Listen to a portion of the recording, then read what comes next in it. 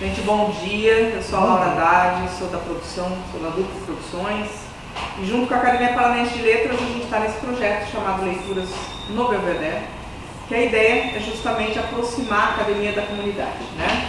E principalmente fazer a academia como um lugar de circulação, tendo a palavra como um elo conector de todos nós, de todas nós, né? Então a proposta desse projeto, que é um projeto do Paulo Vítola com a Marta Moraes da Costa, os dois acadêmicos, vocês sabem, a ideia era fazer um ciclo de encontros na academia, né, falando sobre diversos temas que lhes são caros para todos os acadêmicos que estão participando do projeto. E hoje a gente tem aqui a nossa querida Liana Leão falando sobre o teatro de William Shakespeare, a obra de William Shakespeare, né, porque o William também... mais que teatro também tem tanta coisa, né, para além disso. Então, para mim é um tema, eu venho das artes cênicas, então para mim é importantíssimo estar aqui hoje. Quero te agradecer, Eliana. E esse projeto, ele acontece com o incentivo da Serra Verde Express.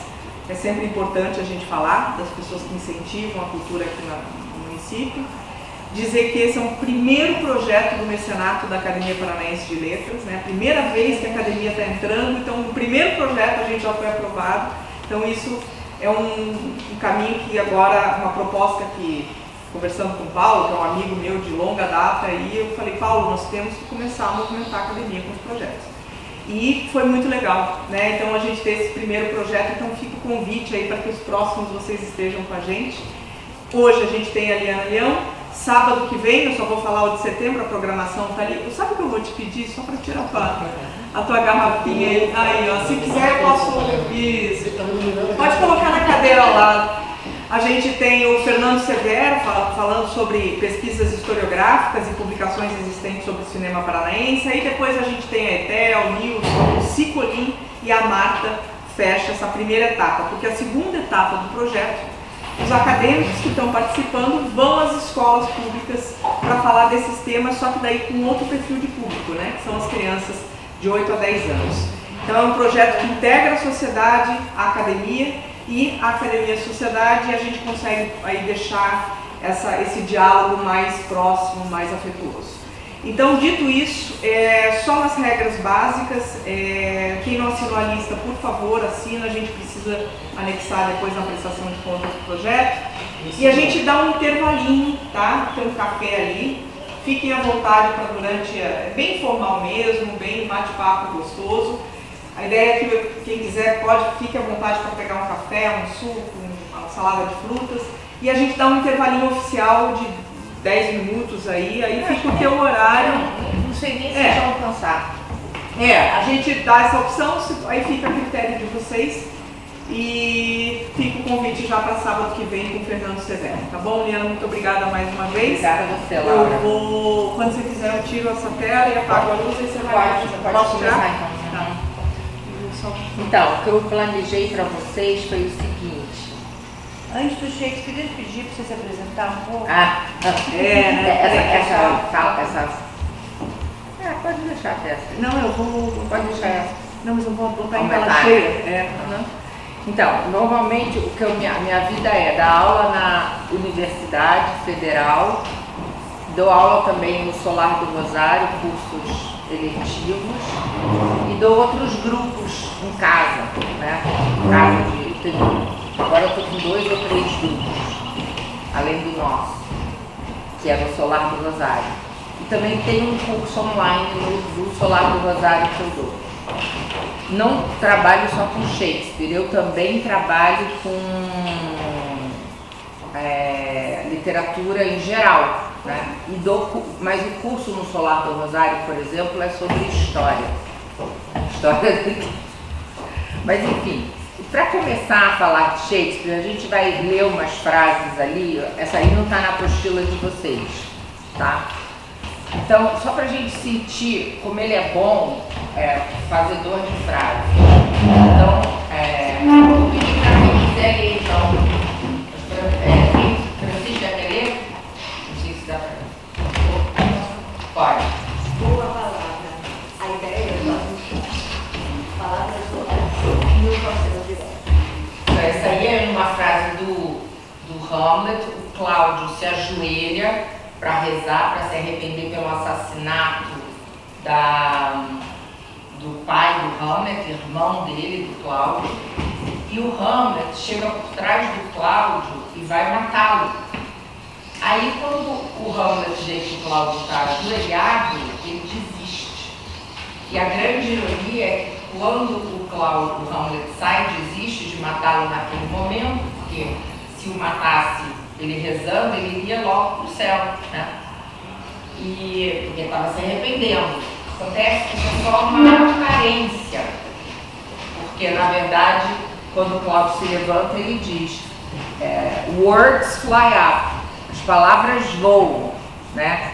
A ideia, my thoughts, né, remain below, a ideia permanece aqui no chão comigo na terra. Palavras ocas nunca aos céus irão. Então, se o Hamlet tivesse morto Cláudio nesse momento, Cláudio ia para o inferno, porque o arrependimento dele, apesar da aparência de um arrependimento verdadeiro, não era. Então, aí, essa é a primeira frase. Silvia, quer ler a segunda? Ser breve é ter espírito, o tédio é feito de floreios óbvios. Então, sempre as frases, por exemplo, a gente lê a frase assim, ela já é boa, né? Que você tem que ser breve, você não tem que ficar enrolando muito nada. Mas se você pensa no contexto da peça, ela fica melhor ainda. Por quê?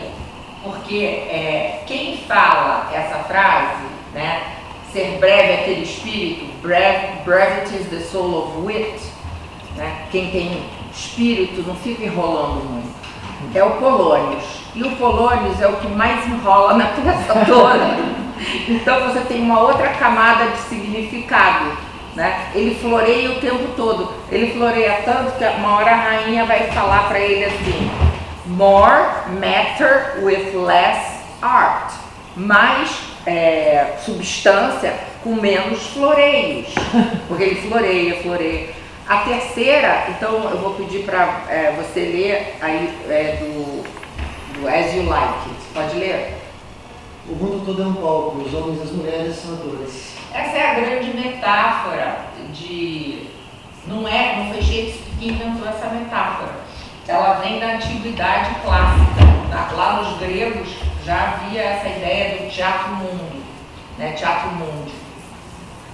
Mas Shakespeare popularizou a metáfora e usou extensamente. E é uma coisa que, por exemplo, depois, quando se desenvolve a sociologia, a antropologia, a psicologia, etc., todo mundo vai partir daí. Por quê? A ideia de que a gente, em sociedade, dependendo do lugar que a gente está, representamos papéis, que ninguém é exatamente como é, né? Então o mundo é um palco em que a gente vai representar papéis sociais, papéis na família, papéis na escola. Então é uma metáfora que ele usa o tempo todo. Tá, aí a outra, se você puder ler. Se a música é o instrumento do amor, toque, dele o músico em excesso. Essa é uma frase de uma comédia, Noite de Reis. A peça começa com essa frase. É linda a frase, né?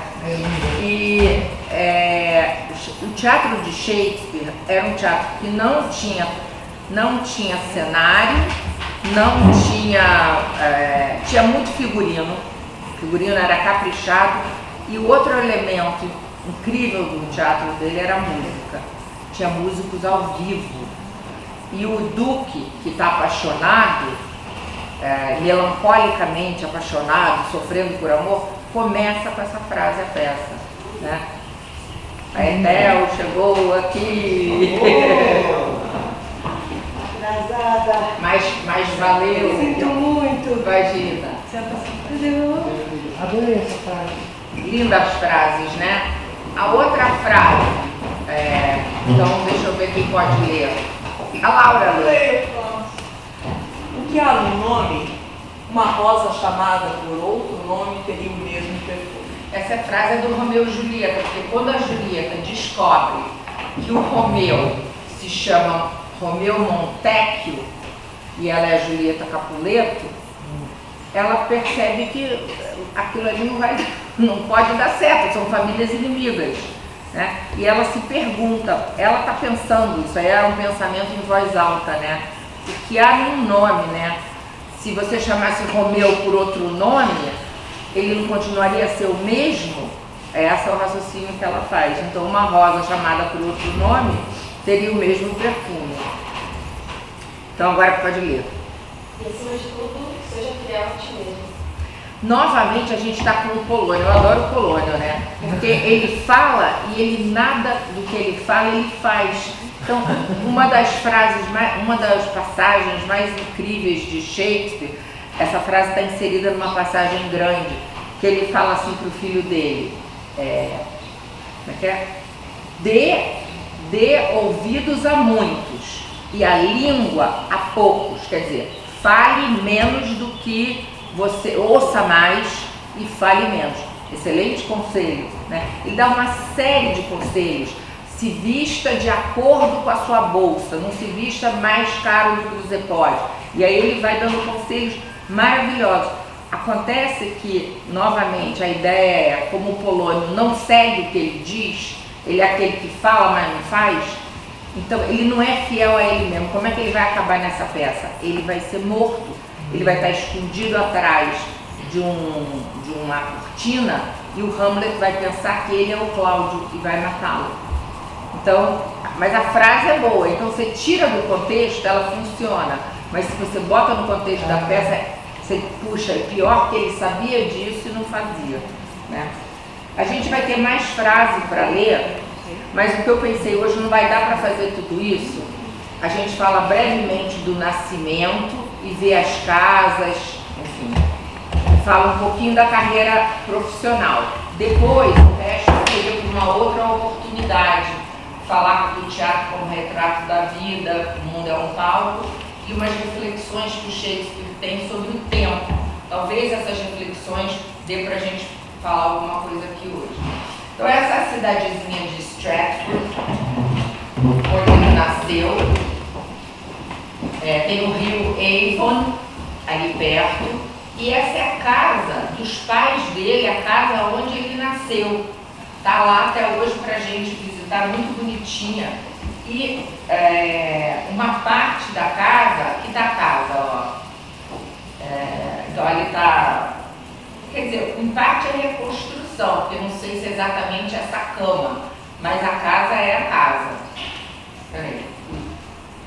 Isso aqui é só para vocês terem ideia dos pais de Shakespeare, né? De Shakespeare. Claro que não são eles.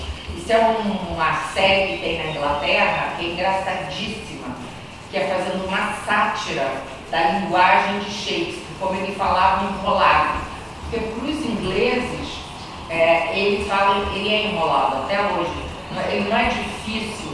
Em português, Shakespeare traduzido, é mais fácil para a gente do que em inglês, porque em inglês ele não vai ser traduzido, certo? Que é a mesma língua, supostamente.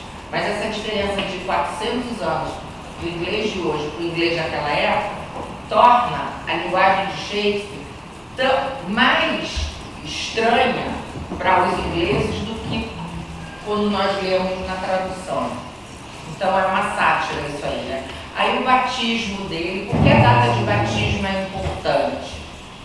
Porque ninguém sabe direito quando ele nasceu. Então, a gente tem certeza pelo atestado de batismo, que está ali do lado, que ele foi batizado em 1564, 26 de abril. Então a gente supõe que ele tenha nascido 2 ou 3 dias antes.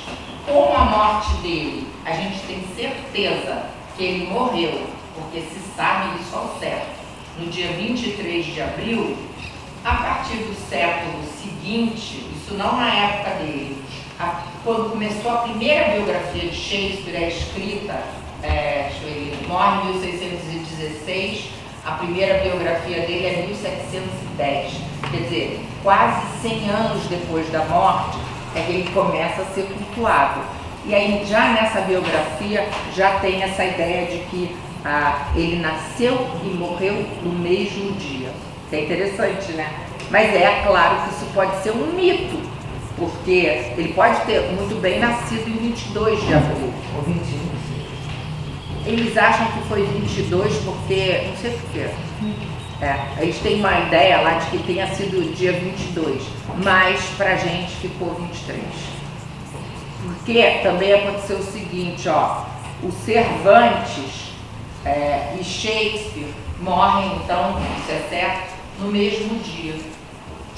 Então é muito bom para fazer mito isso. Além do que, está ali entre o Cervantes e Shakespeare um cavaleiro, né? Representando São Jorge.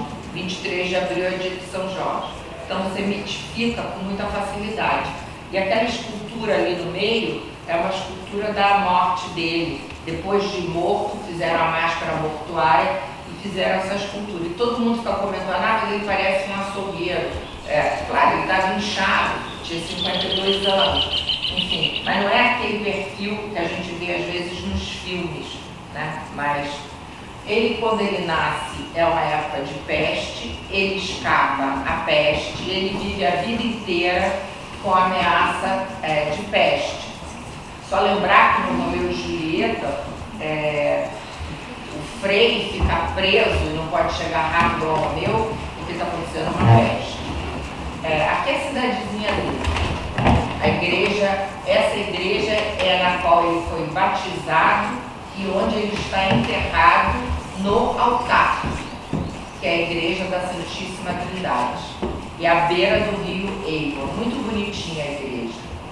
Agora tem outra capela na cidade de Stratford. Você veja uma cidade que na época era muito pequenininha, 4.000 habitantes no máximo. Você tinha uma igreja e uma capela. E essa capela, chama a Capela da Guilda, ficava exatamente do lado da casa que ele comprou quando ele enriqueceu. E aonde ele vai morar. Hoje a gente não tem a casa. Está vendo que do lado ali da capela tem um verde? Porque sobrou o jardim e a casa foi demolida. Porque um reverendo comprou a casa e no século XVIII todo mundo queria olhar a casa. E aí ele acabou achando que era melhor demolir a casa, inclusive cortar a árvore que Shakespeare teria supostamente plantado, porque ele não aguentava mais gente querendo visitar a casa de Shakespeare. Mas hoje em dia dá para você visitar, porque eles reconstruíram um jardim e tem a casa da filha dele ao lado, então a visita vale a pena. Fica longe de Londres? Não, isso é em Stratford. É que Stratford não tem trem direto, ele é parando. Então, ou você troca de trem, ou você vai para um trem que você não precisa trocar, mas tem que parar em algumas estações. Fica mais ou menos 1h30. Pertíssimo, dá para ir. Na verdade, a cidadezinha é uma graça, né? Então, o que acontece é que as pessoas vão, passam o dia, quando 5 horas da tarde fica vazia a cidade. Vai todo mundo embora. Alguns dormem lá quando visitam, porque tem o teatro. E aí os hotéisinhos funcionam. O teatro é ótimo, o teatro é gigante, enorme. São 2 teatros, na verdade. Hoje em dia até 3. Mas é uma cidade espetacular para visitar. Eu vou mostrar, isso aqui não vou mostrar. Isso aqui é a igrejinha da capela dentro. Essa escola onde ele estudou também é do lado da capela. Do lado dessa capela tem a escolinha onde ele estudou e ao lado da escola, por lá pro fundo, tá dando para ver a cor que muda ali, né? É uma residência para idosos. funciona há muito tempo essa residência, mantiveram até hoje um lugar incrível da cidade. Aí eu botei para ilustrar a escola, vou pedir então, Terezinha, você podia ler, consegue ler o colegial? Aham. O colegial com sua pasta e a cara matinal como um lagarto se arrasta sem vontade à escola. Então, naquela passagem que alguém começou a ler o mundo todo é um palco, todos os homens e mulheres são atores, eles têm suas entradas e suas saídas. E aí vai contando a história da vida. Começa o bebê cuspindo, chorando nos braços da ama. Depois o colegial, com sua pasta e a cara matinal, então, cara de preguiça, né? Como um lagarto, se arrasta, né? Sem vontade à escola. Quer dizer, olha o poder de observação do Shakespeare, né? De trazer em poucas E palavras. as figuras, né? Que o lagarto também é vagabundo. Vai se arrastando mesmo, né? Muito. E aí a escola, eu só botei isso aí, mas não vou nem explicar muito para vocês, é que na época não tinha gramática ainda. Então, as palavras podiam ter várias grafias, dependendo de como você falava. E aí o que eu queria mostrar mais era a figura mesmo, porque está lá a escola e funciona. Os menininhos, hoje é mista, mas era antes só menino. Quando ele vai para Londres, nos chamados, é o seguinte, ele se casa, eu também tinha que ter contado isso, ele se casa com uma mulher 7 anos, quase 8 anos mais velha que ele, ela engravida. E 6 meses depois eles têm um filho. Aí, mas ele então engravidou sem se casar. Não era bem assim na época. Na época, se eu chegasse para Francisca e falasse, Francisca, nós vamos nos casar. Estava marcado, isso aqui estava marcado, era um compromisso. Isso tinha valor legal, essa fala, essa conversa. Então, o que aconteceu? Shakespeare deve ter feito esse compromisso, noivou naquele frio, debaixo do lençol lá da coberta. Ela engravidou, mas tudo bem. E aí, quando conseguiram marcar a cerimônia, 6 meses depois, porque era difícil marcar a oficialização na igreja, porque aquele calendário naquela época tinha tanta data religiosa onde não podia se oficializar as cerimônias religiosas. Por exemplo, do Natal até janeiro não podia marcar. Você queria casar ali, não podia. Então, ele tinha que também correr os proclamas. Eram 3 proclamas para ver se a pessoa, porque o sistema legal ainda estava se formando, né? Para ver se a pessoa não era casada em outro condado. Então, demorou um pouco, mas enfim, ele teve essa filha, Susana, depois ele teve gêmeos. E ele era 7 anos mais novo que a mulher. E ele era um homem ambicioso. Ambicioso não estou dizendo só por dinheiro, não. Eu acho que a ambição dele era também intelectual, era também de criar, de fazer, enfim, de conhecer. Tanto que ele vai para Londres. Mas no momento que ele sai de Stratford, após o batizado dos gêmeos, 1585, quando ele chega, que a gente tem certeza que aí ele já está em Londres, 1592, então tem 7 anos ali que ninguém sabe o que aconteceu com a vida dele. Ele não era famoso ainda, ninguém ficou anotando. Deixou a família lá ou levou? Deixou. Ele deixou a família, mas eu acho que ele estava certo, porque lá sempre estava. Como é que ele ia para Londres com a família? Olha como é que era. Não dava para ir, porque ele deixou, mas você veja bem, essa pergunta é ótima, Silvia. Ele deixou, mas se a gente olhar o final da vida dele, toda a vida dele, tudo que ele ganhou de dinheiro, ele comprou propriedades e aplicou na cidade. Quando ele volta para Stratford, né, ele também tem a segunda melhor casa da cidade. Então tem aquele filme que a Judi Dench faz, a mulher de Shakespeare, All is True, tudo é verdade. Filme recente, que é o final da vida dele. E a mulher reclama, não, você saiu, foi para lá. Tudo bem, é verdade, mas aí ele diz, mas nunca faltou nada aqui. ele comprou a melhor casa, tudo ele reinvestiu em Stratford, e a gente não sabe a frequência com que ele ia e voltava. Quanto tempo era de Stratford para Londres naquela época? 3 dias, se você fosse direto assim, cavalgando. Então era meio longinho, E a né? vida de teatro dele não era assim uma coisa que podia parar, Era muito doida. Agora, a gente não sabe se nesses primeiros anos ele entrou direto para o teatro. Eu acho que ele entrou, porque muita gente acha que ele foi direto para o teatro.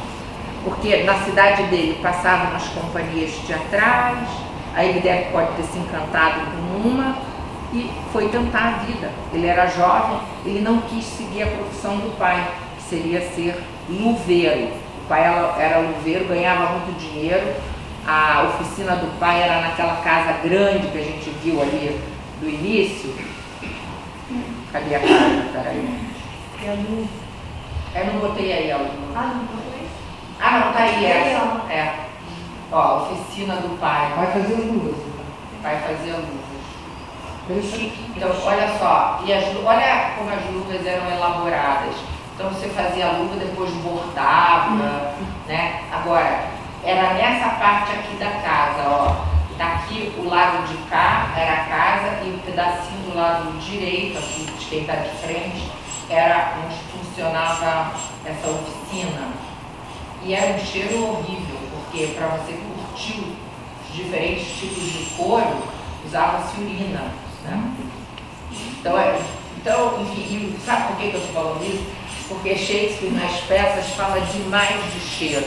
Porque ele tinha um nariz, talvez por isso ele não quisesse ter sido um luveiro. Então hoje eles botam lá pra gente visitar essa recriação da casa, que é bacana. Adriana, você acha que existia algum tipo de conexão entre o teatro produzido de Londres, no Globe Theatre, e em Stratford, por exemplo? Existia alguma conexão de trânsito entre as companhias? Ele conseguia Existia, sim, existia. Eu vou explicar isso aqui agora. É o seguinte, quando ele chega a Londres, deixa eu ver aqui, ó, ele chegou a Londres. O primeiro teatro profissional, veja que está ali, botei 1592, a gente sabe que ele está em Londres, porque um dramaturgo de Londres descreveu como um shake scene, um sacode cena, e continua, um corpo à revista, embelezado com as nossas plumas. Então, esse Robert Fripp tem inveja de Shakespeare, ele já está fazendo sucesso em Londres. E agora, o que tinha de teatro em Londres nesse momento? Tinha vários teatros, mas o primeiro teatro em Londres é construído, o primeiro edifício para ter teatro, deixa eu botar aqui, ó. Olha ali, ó, Teatro Globe. O primeiro edifício é construído em 1576. Então, o teatro como atividade cultural profissional era muito recente. E as companhias de teatro viajavam para o interior do país, as mesmas, quando Londres tinha epidemias de peste, por exemplo. Então, só que a atividade teatral, talvez você não vai gostar de saber disso. O mesmo espaço que você apresentava peças, você amarrava um urso, jogava um monte de cachorro e botava para brigar. E quando o urso era muito forte, furava os olhos do urso e botava para brigar. Então, a ideia de diversão em Londres era teatro, briga de urso, briga de cachorro. Aos poucos é que o teatro vai ganhando mais proeminência. E execuções, né? Outro divertimento era ir velouro no hospício, aos domingos, e execuções públicas. Era a ideia de se divertir, né?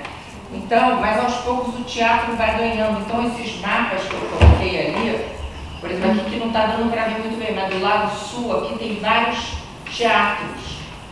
Por que do lado sul do Tamisa?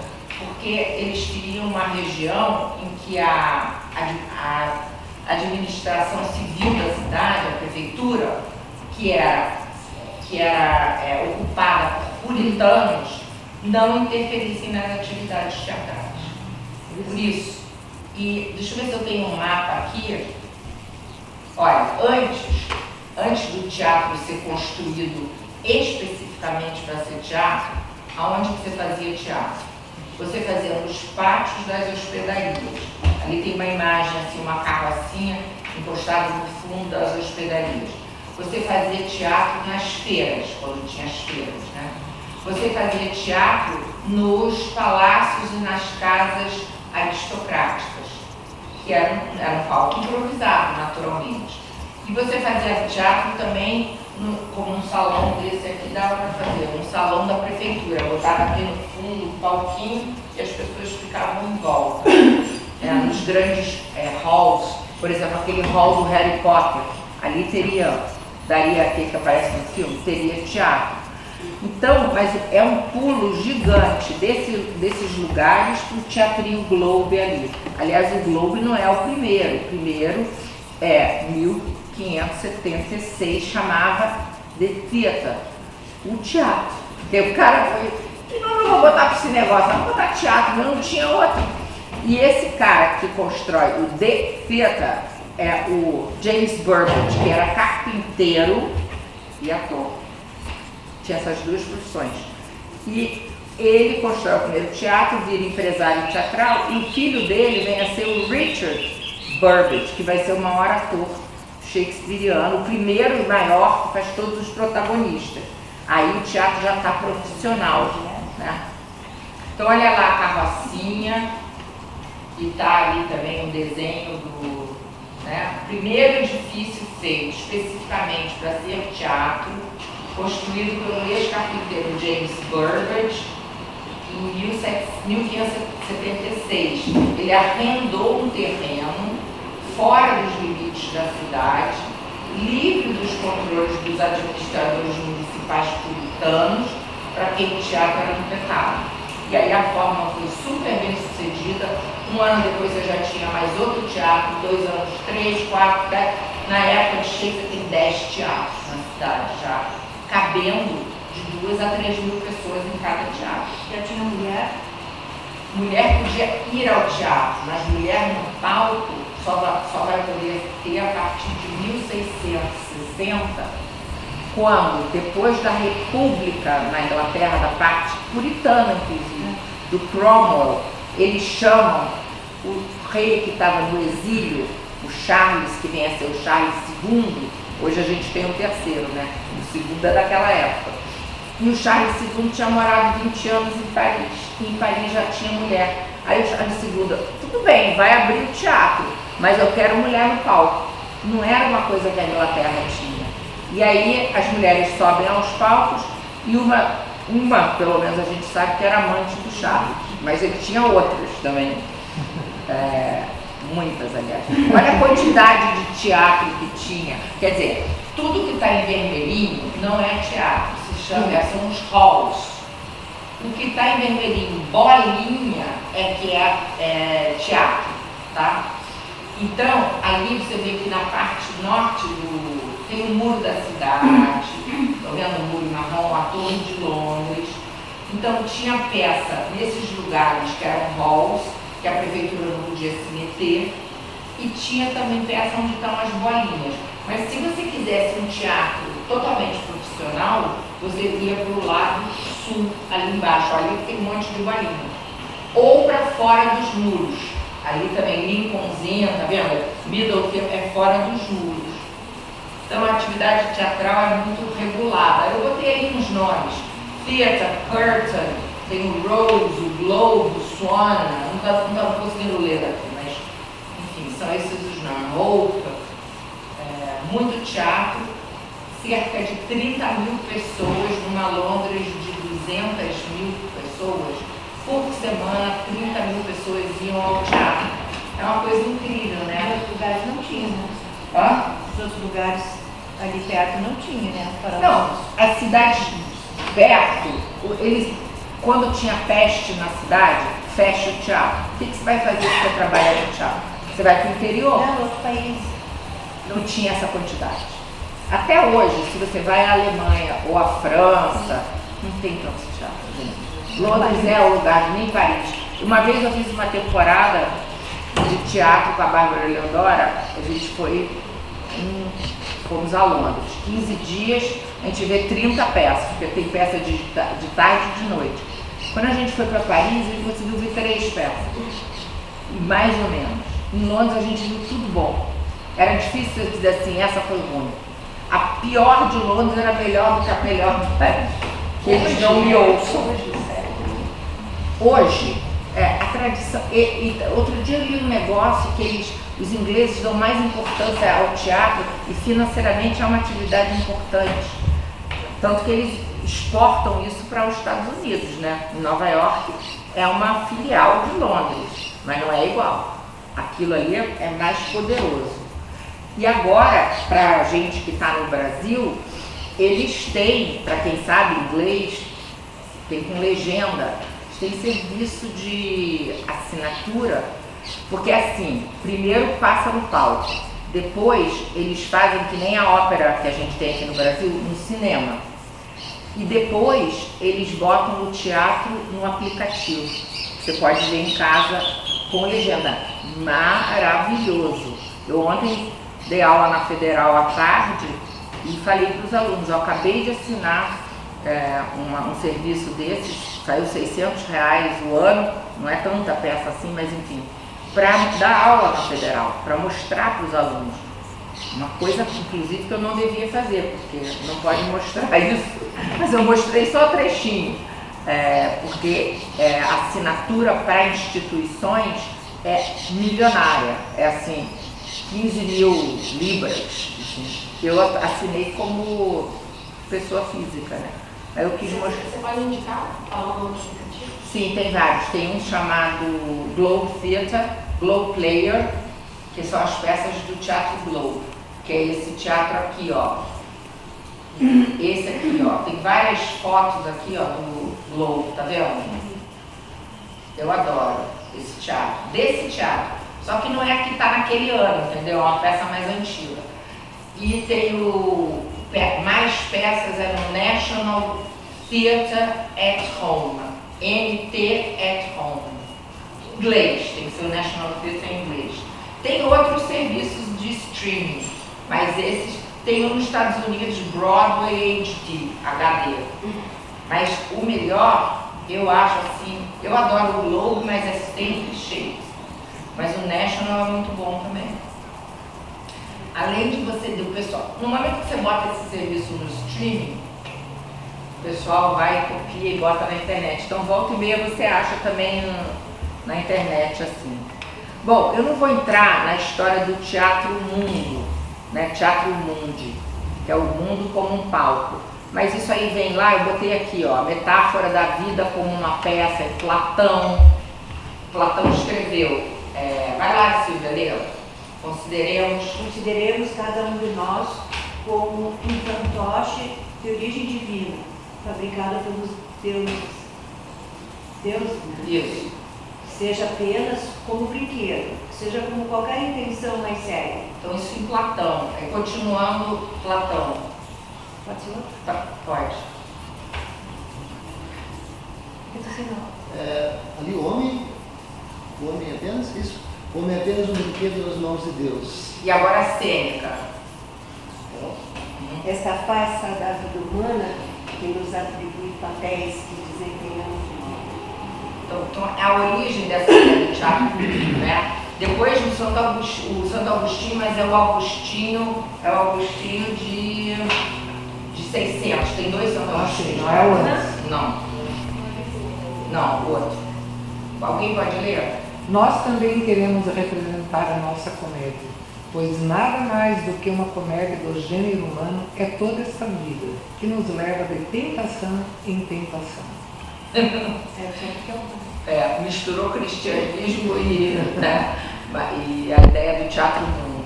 E o Cícero, que compara a vida a um drama num tratado, vários tratados, não só esse, não esse dos deveres só, sugere que cada pessoa, como um ator, desempenha um papel atribuído, o Cícero então vai dizer pelo destino, o cristianismo vai dizer por Deus, Deus é que está dando o teu papel. Cícero não, ele vai dizer destino. E esse outro filósofo estoico diz: lembre-se que você é um ator em um drama. Então, tudo isso aí eu botei assim só para mostrar como tanto o cristianismo como a filosofia pagã, grega, né, coloca essa metáfora, essa ideia central, e depois vai ser central para a sociologia, para a antropologia, para a psicologia dos papéis sociais. Agora, então eu queria explicar isso, porque em Shakespeare é central o teatro dele, né? Vai ter na Inglaterra esse John Salisbury, próprio Lutero, que eu botei ali, Lutero, o Senhor Comédia de Deus. Lutero também vai escrever sobre isso, né? E então eu botei ali o conceito do drama como uma ficção independente da realidade, a ideia do mundo como um palco, como um teatro, né? A ideia da vida como uma performance, como isso aí tudo vai estar, inclusive, na forma desse teatro, porque esse teatro é redondo, olha lá. Então esse teatro, você pode dizer que esse teatro é cósmico, porque quando, por exemplo, o Hamlet fica ali, parado no meio do palco, e fala, por exemplo, ele tem uma fala que ele diz: esse grande cenário, a terra, aí ele aponta assim para a plateia. Esse magnífico do céu, o ar, aí ele aponta para o céu que está ali. Aliás, tem 2 céus nesse teatro, ó, quer ver? Cadê o outro céu? Ali, ó, ali, naquela capotinha, está pintado ali os signos do zodíaco. Hoje em dia tem peça à noite, que aí vocês estão vendo que está com a iluminação, mas na época não tinha. Deixa eu ver se tem mais alguma aqui. Na época não tinha iluminação, né? Então, aqui é a ideia do teatro cósmico. Então, eu peguei também essa outra fala, que é a continuação daquela. O mundo é um grande palco e os homens e mulheres são atores, cada um tem suas entradas e suas saídas, etc, etc. Então, é um conceito metafórico que percorre o pensamento todo ocidental, da Grécia, do cristianismo. Só que Shakespeare pega isso aí, e o teatro dele também, esse teatro onde ele trabalha, ele, vamos dizer assim, na arquitetura, na forma, ele materializa essa ideia. Porque você, né, aponta para a forma redonda, já remete ao globo terrestre. O nome do teatro é Globo. A bandeirinha que tinha no teatro chamava Teatro Mundi. Também é a mesma ideia. E aí, ó, a fala toda está aqui, ó. Eu tenho uma dúvida aí. Pode falar. Então, eu sempre achei que o Globo tinha sido construído em função da dramaturgia do Shakespeare. Não, ele é anterior, ele só soube tirar o melhor proveito possível. Não, foi assim. O fato de ser redondo e tal. Veja, o Shakespeare nasce em 1564.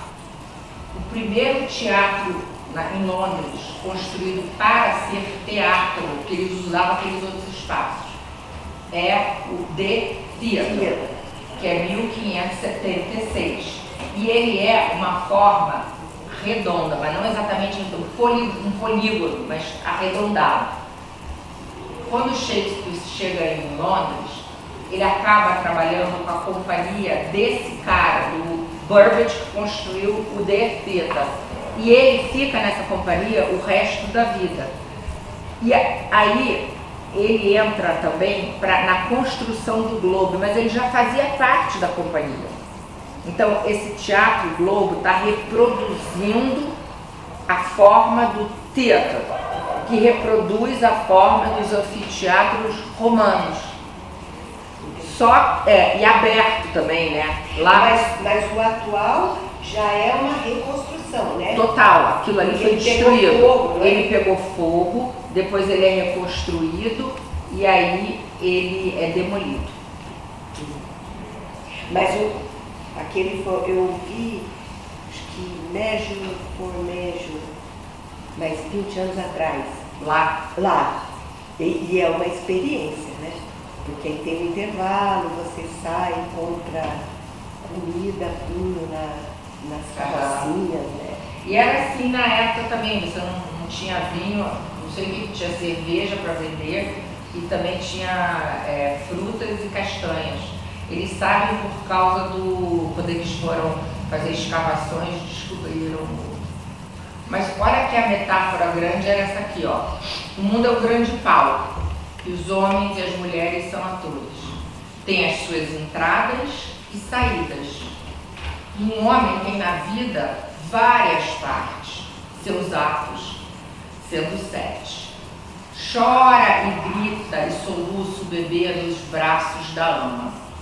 Depois o colegial, com sua pasta e a cara matinal, como um lagarto, se arrasta, sem vontade, à escola. O amante, bufando como um forno, uma balada faz aos olhos da amiga. Eis o soldado, com pragas e... não estou dando valor, gente. Na verdade, vocês estão pensando que eu estou lendo, eu decorei isso aí, mas ali com pragas e... barba arrepiada, que tá. Zeloso de sua honra, ágil na luta, a perseguir a ilusão da glória, mesmo na boca de um canhão. E agora o juiz, esse que eu gosto mais, de vasta pança bem forrada, olhos severos e cerrada barba, cheio de sábias leis e outros exemplos. Faz o seu papel. A cestidade muda em pantalão magrela e de chinelos, óculos no nariz, sacola ao lado. As roupas bem poupadas são um mundo para as canelas secas. A sua voz triste, a sua voz possante outrora, fala de criança, falha e assovia. Então, a última cena, que põe um fim a essa vaga história. Pior do que aquele, Silvia, é esse aqui, ó, olha esse, é a segunda infância. O próprio ouvido quer dizer esquecimento, sem sentido, sem olhos, sem mais nada. É verdade. Ai, que horror. Exato. Aquele outro é pior ainda. Hã? Pior ainda. É verdade. Pior é verdade. Não, é aquele pior ainda, que daí você não tem sentido. Sans eyes é esse, sans taste. Ó, sans eyes, sans taste, sans... não sei o quê. Aí ele termina assim, sans everything.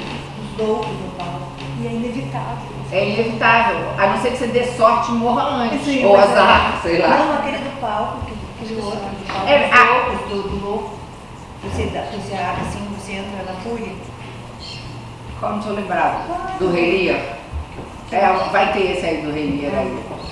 Agora, olha aqui o teatro cósmico do Hamlet. E aqui ele está falando da forma do palco, né? Porque olha só o que ele diz. Quando ele está bem...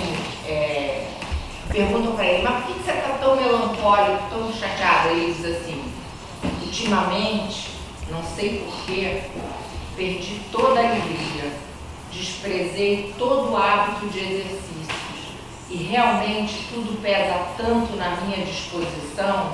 Aí ele vai fazer aquilo que eu falei, que esse grande cenário, a Terra, me parece agora um promontório estéril. Esse magnífico dossel, ele aponta para o ar. O ar, vejam, esse belo e flutuante firmamento, esse teto majestoso, ornado de ouro e flama, as estrelas, né? Não me parece mais que uma repulsiva e pestilenta congregação de vapores. Que obra de arte é o homem? Ele começa elogiando. Que obra de arte é o homem? Como é nobre na razão, como é infinito em faculdades e na forma e no movimento, como é expressivo e admirável. Na ação é como um anjo, em inteligência como um Deus, a beleza do mundo, o paradigma dos animais. Aí só elogio, né? Agora olha o final.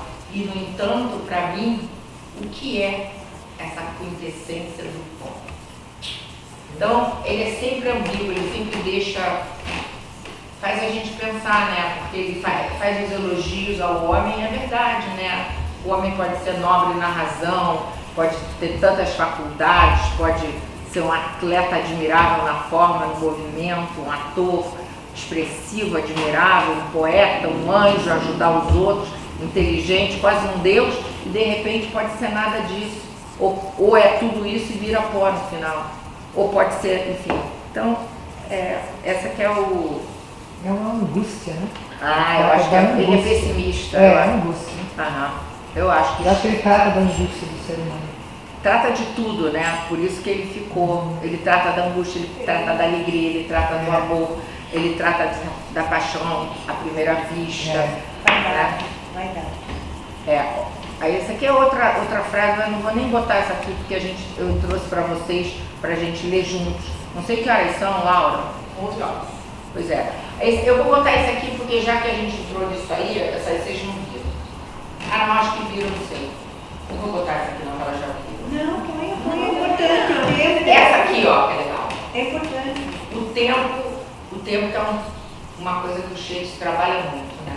O tempo como uma força inevitável e destrutiva que leva à decadência e à morte. Ele sempre vai tratar do tempo como essa progressão implacável, né? Uma morte ao esquecimento, parará, né? Então, eu peguei aqui o exemplo do Macbeth. O Macbeth, quando a mulher está no auge da batalha, vai entrar na batalha final que vai decidir o destino dele. Aí vem o serviçal dele e diz assim, primeiro ele está com o serviçal, alguém grita, aí ele diz assim, um grito de mulher, vai ver. Aí o serviçal vai ver. O serviçal vem, a rainha, senhor, está morta. Aí ele fala isso aqui. Ele começa falando uma frase enigmática, que é assim, ela deveria só morrer mais tarde. Haveria um tempo para isso. Por quê? Porque agora não dá para ele chorar essa mulher. Então é horrível você... A rainha está morta e ela deveria só morrer mais tarde. Haveria um tempo para isso. Aí ele fala isso aí que é super filosófico. Amanhã e amanhã e ainda amanhã.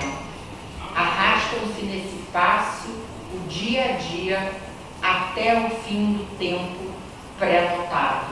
O tempo pré-anotado é o início do tempo. E todo ontem conduziu os tolos à via em pó da morte. Apaga a vela. A morte, né? A morte dela é como a vida é como uma vela que apaga. Apaga a vela. A vida é só uma sombra. Um mau ator que grita e se debate pelo pau. Depois é esquecido. É uma história que conta o idiota, toda som e fúria, significando nada, sem querer dizer nada.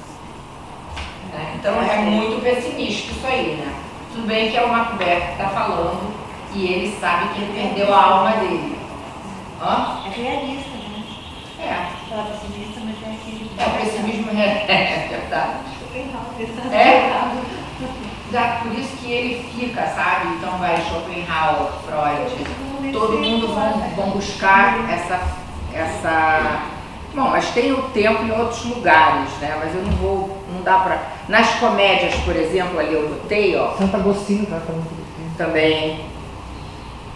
Nas comédias, o tempo traz reconciliação, redenção e renovação. Uma coisa bem mais positiva, os tempos na comédia, né? Então, por exemplo, ali eu botei ali, vós que no tempo e espaço sois constantes, cumpram-se votos e sejam plenos de felicidade. As comédias acabam em casamento, né? Uma hora na comédia ali embaixo, o último, a viola falando, eu botei: ó tempo, tu deves desfazer esse nó, não eu. É demasiado difícil para mim. Então o tempo na comédia é um pouco mais... Ajuda, porque você tem o tempo na comédia, deixa eu ver se eu botei aqui, é principalmente... Perdão, amor. Reconciliar. Você tem Resolver. tempo de refazer os vínculos. Então, por exemplo, Mas aqui, não tem uma ironia nisso dele? às vezes, Porque uma coisa que eu estou entendendo pela primeira vez, ele nunca aponta para a transcendência, né?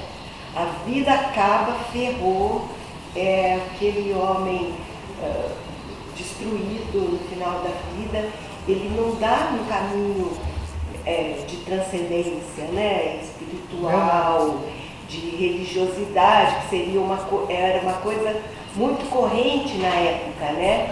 E nas comédias não tem uma ironia nesses finais felizes, assim, de casamento, de encontro. Sempre tem uma nota de dissonante no final. Sempre tem um que ficou descontente, um que ficou solitário.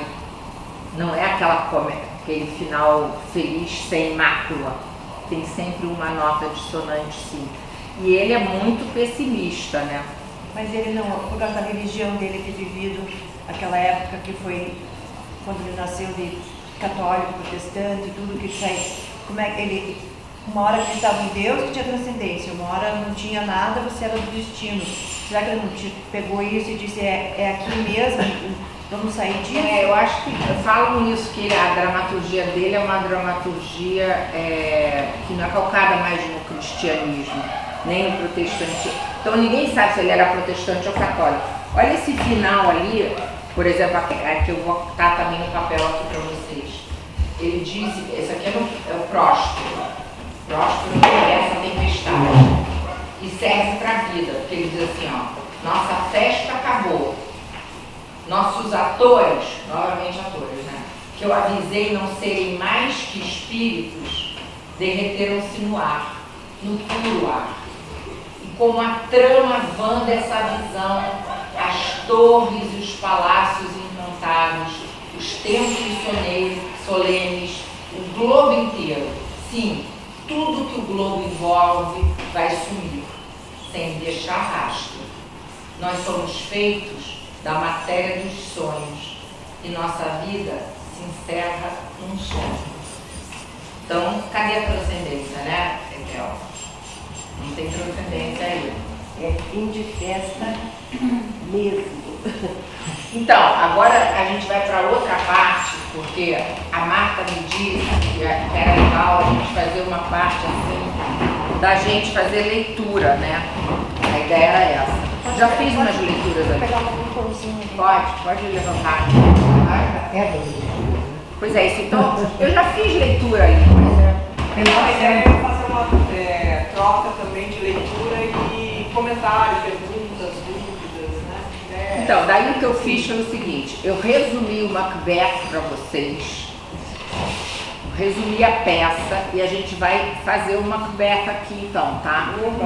Então, eu vou ser o narrador, eu acho, ou alguém pode ser o narrador. E aí tem a lei do Macbeth e o Macbeth, acho que é melhor eu ser o narrador. E aí vocês vão lendo, tá? Então, todo mundo tem.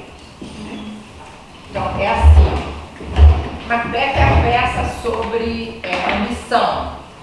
Ele tem uma ambição tão grande que ele, mesmo sabendo que a alma dele, ele estaria condenando a alma dele, ele continua e mata o rei. Mata o rei, que o rei, coitado do rei, não tinha feito nada. Ele vai lá e mata com tudo, né? Então a cena que vai começar aqui, a gente lendo, é o seguinte, quando ele está indo a caminho do quarto do rei, ele não tem razão para matar esse rei, exceto a ambição. Shakespeare materializa essa ambição dele, ele vê um punhal imaginário, um punhal voando assim na frente dele. E é essa cena que a gente vai ler, tá? Então vamos lá. Em Macbeth, Shakespeare nos oferece a visão mais complexa do mal de toda a sua obra. O guerreiro valoroso cede à ambição. Ele sabe que o preço é a perda da sua alma. No caminho para o quarto do rei, Macbeth vê um punhal imaginário. Não é que eu quero que o Erson Capri leia, tá, gente? Mas é que eu fiz esse roteiro, mudei um pouco.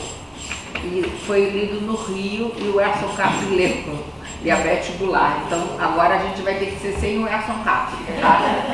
Alguém pode ler aí o Macbeth? Será um punhal que vejo a meu peito, ou um cabo para mim? Vem que eu te agarro. Não te alcanço, mas fico sempre a ver. Então não és visão fatal, sensível. Ao tato como aos olhos, não és mais que uma adaga da mente, peça falsa, nascida da opressão sobre o meu cérebro, vejo-te ainda, forma tão palpável quanto esta que ora em punho. Tu guias no sentido em que eu já ia, e arma igual a ti eu usaria. Aí estás. Agora pinga sangue a tua lâmina, antes seca, mas nada disso existe. É o meu plano sangrento que o inventa para os meus olhos. Tu, ó terra firme, não ouças para onde eu ando, só por medo. Que as tuas pedras contem para onde eu vou. Voo está feito, o sino me convida, não ouça. Não ouça, pois esse dobrar para o céu ou para o inferno o vai chamar. Ótimo, leu muito bem. Agora eu vou explicar o texto, tá? Então, ele está indo para o quarto do rei com um punhal na cintura e ele vê esse punhal imaginário. Né? O desejo dele, a ambição se materializa nesse tipo de punhal que aparece e desaparece. A dificuldade do texto de Shakespeare, também para o ator, é que ele não bota rubrica, ele não bota explicação. Então a gente tem que conhecer muito bem o texto para poder entender que esse punhal está aparecendo e desaparecendo. Eu vou mostrar para vocês aonde que a gente vê isso. Né? Então ele fala assim: será um punhal que veja à minha frente com um cabo para mim? Aí ele tenta agarrar o punhal. Vem! Está falando com o punhal, que eu te agarro.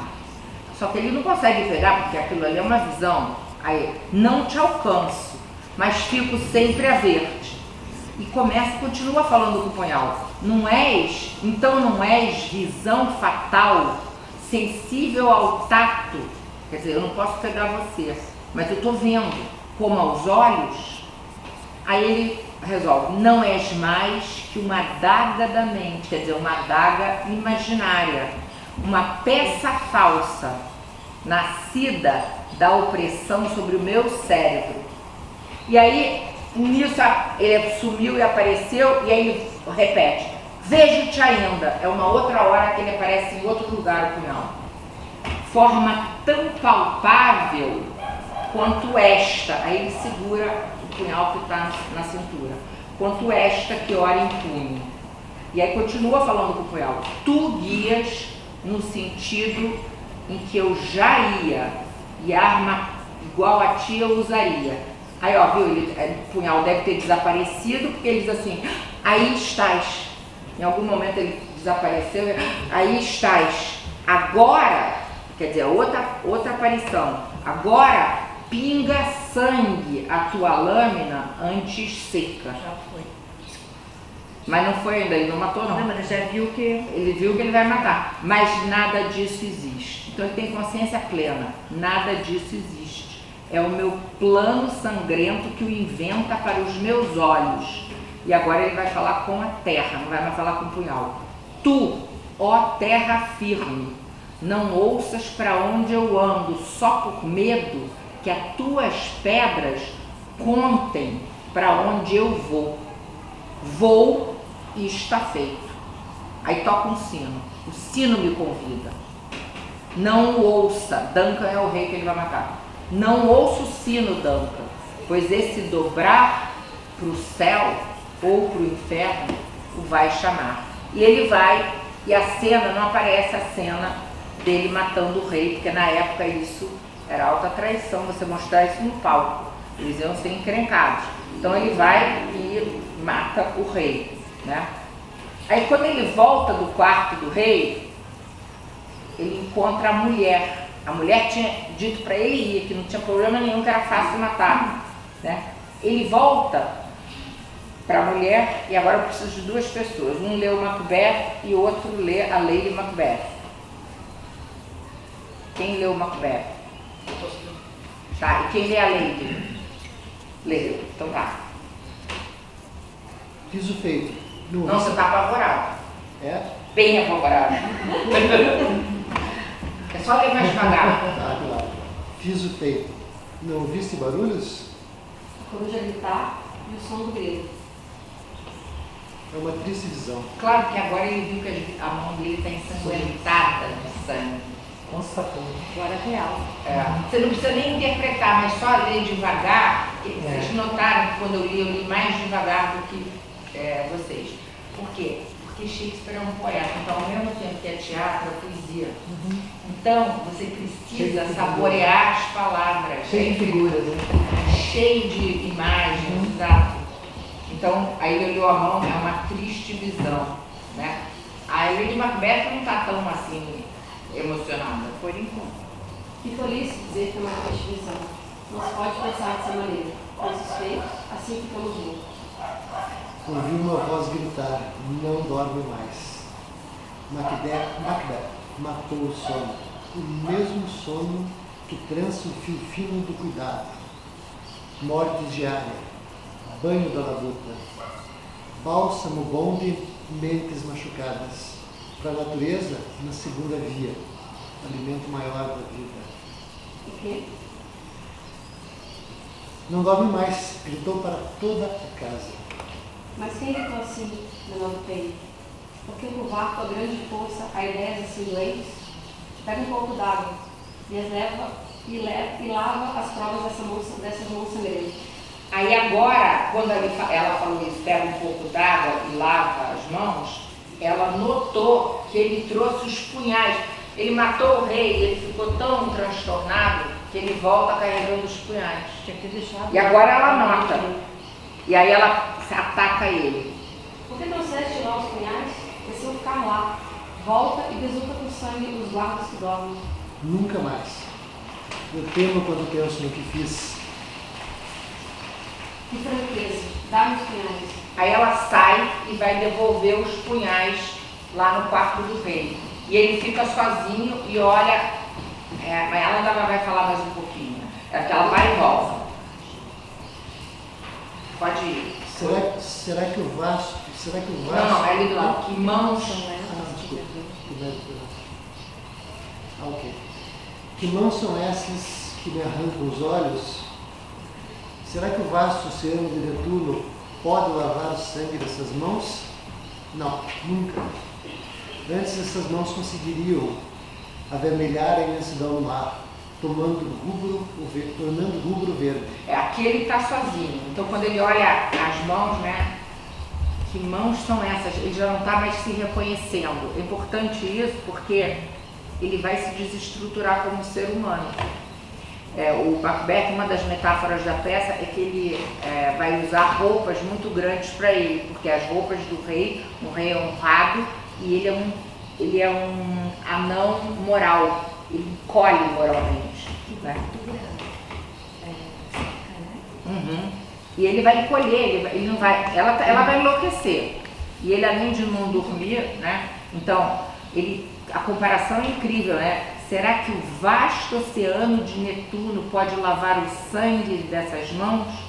Não, nunca.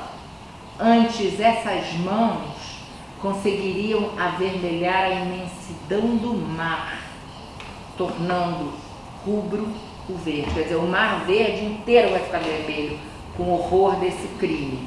Aí a Lady. Tenho as mãos da tua cor, mas me envergonho. De ter tão branco o coração.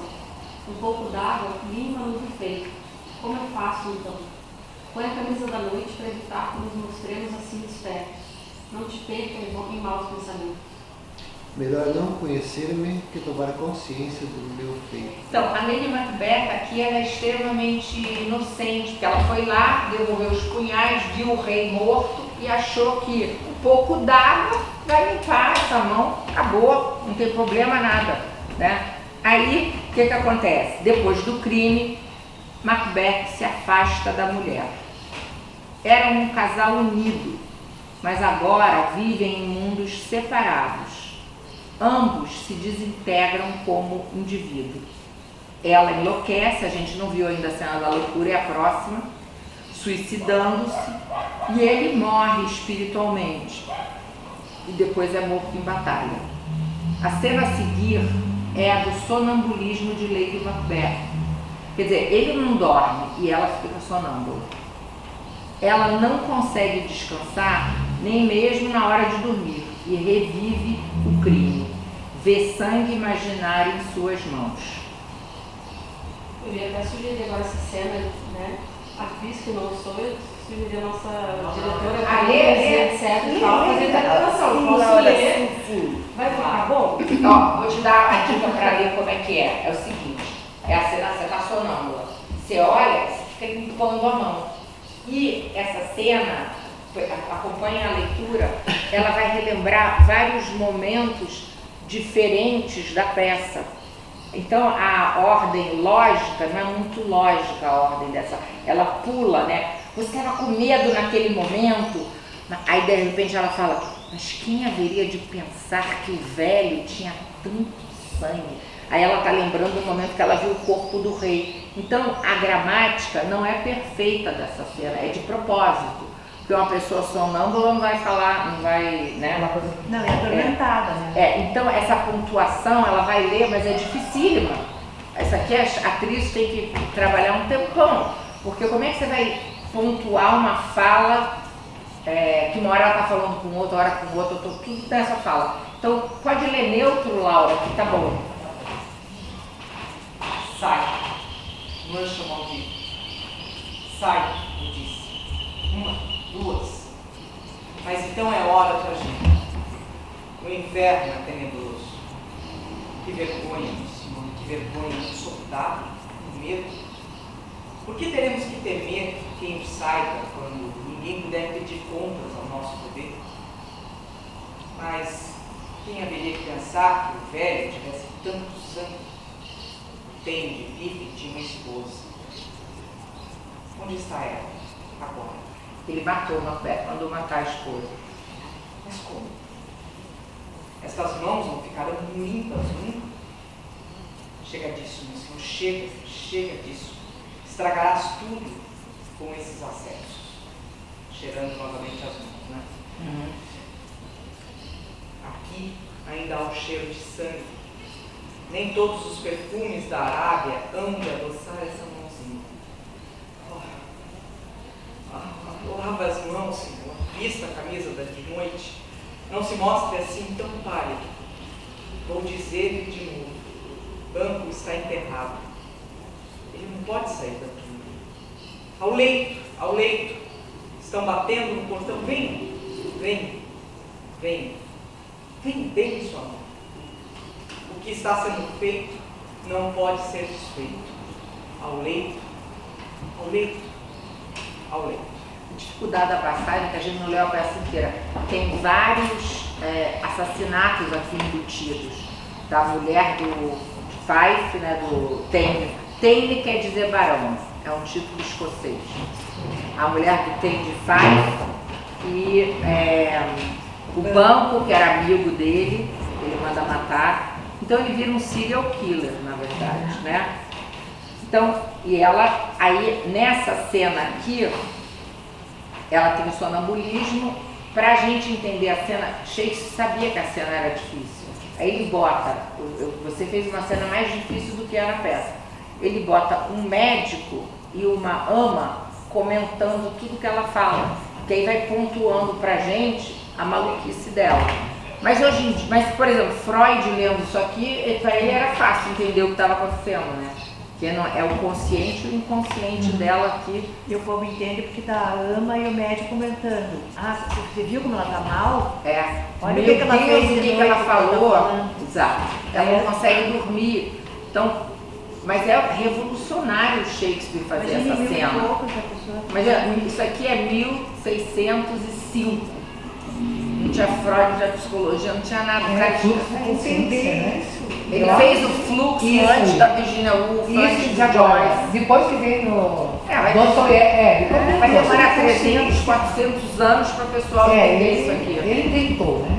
Ele fez, mas como é que ele fez? Você fica pensando, como é que esse cara, sem estudar em Harvard, ele não estudou em lugar nenhum, fez isso aqui? Ele só fez segundo grau. Mas eu achei que ele lia muito. Observação. Ele lia muito. Observador. E era observador. Ele lia muito. E ele falava menos e ouvia mais. Né? Eu acho que tinha muita mitologia, muita emoção dele. A mitologia grega não é o que ele lia mais, não, é o vídeo que ele lia mais. Mas eu acho que ele observava os seres humanos em torno dele. Mas é a observação, né? De todo artista. Exato, ele tinha isso. Ele olhava, ele deve ter visto alguém assim enlouquecendo, sei lá, imaginou. tem uma questão também que eu acho que tem a ver muito com todas as peças, que é uma dificuldade para quem monta Shakespeare, né? Que é carregar toda a carga do espetáculo, do que vem até então, até chegar nessa loucura da Lady Macbeth, né? E é a dificuldade de você trazer essa memória sensível do personagem na linha até chegar nesse momento. Mas é isso que ele está propondo aqui. E então sempre é muito difícil montar textos shakespearianos por isso também, né? Ele carrega toda uma história numa fala, né? Também. Aqui está toda a peça. Toda a peça está aqui Exato. nesse texto, né? Então uma hora mas olha, a frase dela é legal, né? Porque ele falou antes, será que todo o oceano de Netuno lava o sangue dessas mãos? E agora ela refaz a frase, que ela não ouviu essa frase, nem todos os perfumes da Arábia hão de adoçar essa mãozinha. O cheiro, é claro que é imaginário, né? Não tem mancha nenhuma de sangue ali. Ele falando do cheiro, daí ele faz a conexão com a luva que você falou lá. Ele só fala de cheiro, é impressionante. Vou contar um. Acho que ficou contra aquela casa muito fedorenta. Mas aí eu vou continuar porque ela depois dessa cena, a gente não vê isso na peça, a gente só ouve o grito de mulher. As mulheres gritando que ela morreu. E aí alguém vem dizer que ela morreu. A gente não vê a morte dela. Crime após crime, Macbeth se afasta da humanidade. Quando recebe a notícia da morte de sua mulher, ele reage com a apatia, ele está apático. Mas por que ele está apático? De quem jogou fora os princípios mais sagrados da vida. Amigos, honra, amor, tudo o que vale nessa vida. Isso eu estou citando Shakespeare. Ele que diz isso. Amigo, honra, amor, tudo o que nos vale nessa vida. Ele sabe que ele jogou isso fora. Aí, eu preciso do Macbeth, eu posso fazer o criado. Você continua o Macbeth então, né? Vocês leem também, Macbeth? Não, pode ler você. Quase esqueci que gosto tenho medo. Outrora meus sentidos gelariam, como um guincho à noite. Estou farto de horrores. O pavor íntimo do meu pensar já nem me assusta. Aí chega o criado. A rainha está morta, senhor. Ela deveria morrer só mais tarde. Haveria um tempo para isso. Amanhã e ainda amanhã, arrastam-se nesse passo dia a dia, até o fim do tempo pré-anotado. E todo ontem conduziu os tolos, a via em pó da morte, apaga dela. A vida é só uma sombra, um Mordor que grita e se debate pelo palco. Depois é esquecido. É uma história que conta o idiota, toda som e fúria, sem querer dizer nada. Bacana, né? Bem pessimista. Bom, agora eu preparei outras coisas para vocês. Então, para sacudir o Macbeth, né? Pode ler a primeira, Francisca? Quando nascemos, nós choramos por ter chegado a esse grande palco de lobos. Essa é uma frase do Rei Lear, tá? Agora, uma passagem do Rei Lear, que o Rei Lear, ele, no início da peça, ele divide o reino dele entre as filhas, ele faz cada uma dizer quanto ama ele, e no meio da peça tem uma tempestade, e aí fala assim, entre meu senhor, vá se abrigar na cabana, e ele diz assim, não, eu tenho que rezar primeiro, e essa é a oração dele. Então, eu vou ler essa para vocês. Ele já está velho? Ele já começa a peça com mais de 80. Aqui ele já está enlouquecendo. Ele é cego? Não, mas antes de enlouquecer, ele tem essa oração aqui, isso funciona como uma oração.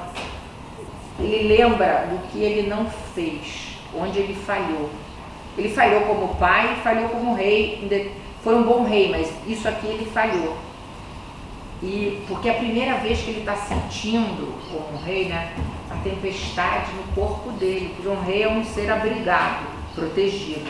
E agora ele está aos elementos da natureza. As filhas o botaram de fora dos seus palácios e ele está sozinho. desabrigado num temporal, né? E aí todo mundo, entre aqui para se abrigar nessa choupana. Ele não. Aí ele se ajoelha e fala isso aqui, ó. Há pobreza sem casa. Quer dizer, ele começa a lembrar dos pobres, porque ele está sentindo frio, né? Desgraçados sem roupa, onde estiverem, enfrentando o açoite da tormenta, como podem assim, com flancos magros, os seus trapos rasgados, defendê-los de tempo assim. Ai, eu cuidei bem pouco de tudo isso. Cuida-te, pompa, expõe-te ao que sentem os mendigos, para doar a eles o teu supérfluo e o céu te ver mais justa. Então é lindo isso aqui, porque ele admite que ele cuidou bem pouco. Agora é a experiência do frio, do desabrigo, é que faz ele sentir como um homem, porque quando você é rico, você está protegido, né? Aqui ele está desprotegido. E aí ele lembra, né? Então ele diz, expõe-te ao que sentem os mendigos. Então a gente esquece isso, né? A gente com nossos confortos esquece isso. Seria a nossa atual empatia. Hã? Seria a nossa atual empatia. Exato. Agora, essa última cena aqui que eu trouxe para vocês lerem é do Ricardo III, que é uma peça em que o Ricardo III é um dos grandes vilões de Shakespeare, e ele só vê a coroa na frente dele. Eu botei o Macbeth, que também é um ambicioso, esse aqui também é ambicioso. Ele sai matando todo mundo, né? E ele encomenda a morte do irmão. E aqui são os dois assassinos que ele contratou conversando antes de matar o irmão dele, do Ricardo. E o Ricardo prometeu dinheiro para esses assassinos. Ele contratou os assassinos e falou, vai lá que vocês matam, dão cabo do meu irmão Clarence e eu vou dar dinheiro para vocês. Então, essa peça, como o Macbeth, também o tema da consciência está presente. Todas as peças de Shakespeare, o tema da consciência, né? Mas aqui a consciência e culpa, né? Será que o Ricardo vai ter culpa? Ele não tem culpa. Ele tem um pesadelo no final da peça, que ele vê fantasmas. Os fantasmas de todo mundo que ele matou voltam para assombrá-lo antes da batalha. Mas o tema da peça também é a consciência. E aqui a gente vai ver a consciência sendo abordada pelos assassinos. E uma maneira meio engraçada até. Então eu queria 2 pessoas para ser assassino 1 e 2. Você Tá. E do outro lado, alguém 2 aí? Eu faço 2. Tá. Vamos lá.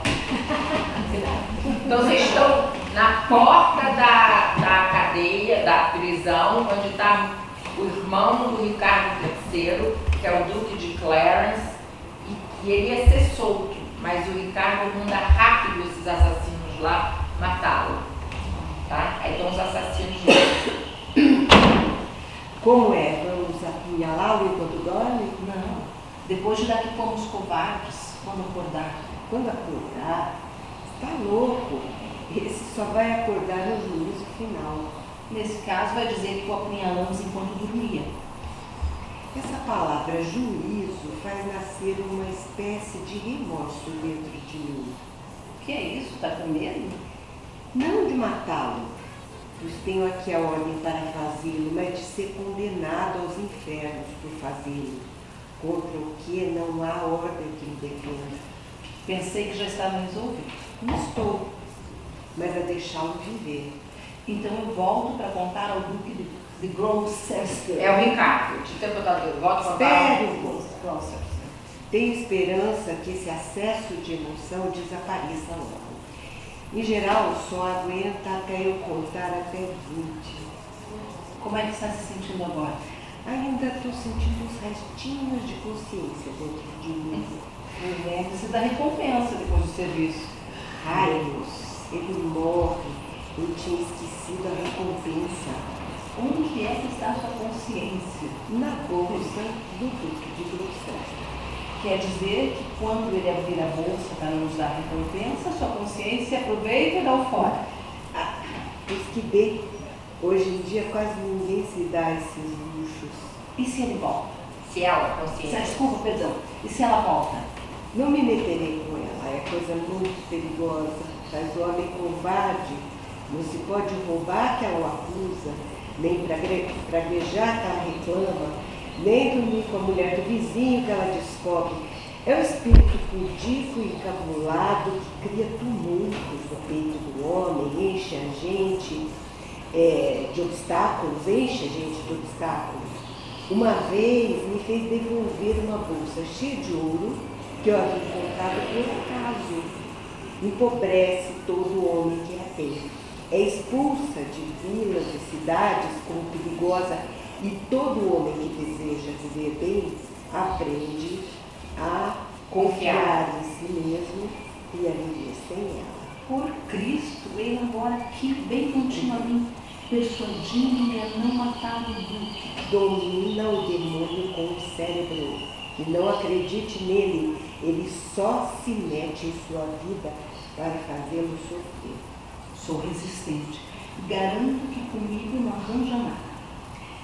Falas como um bom homem que zela por sua reputação.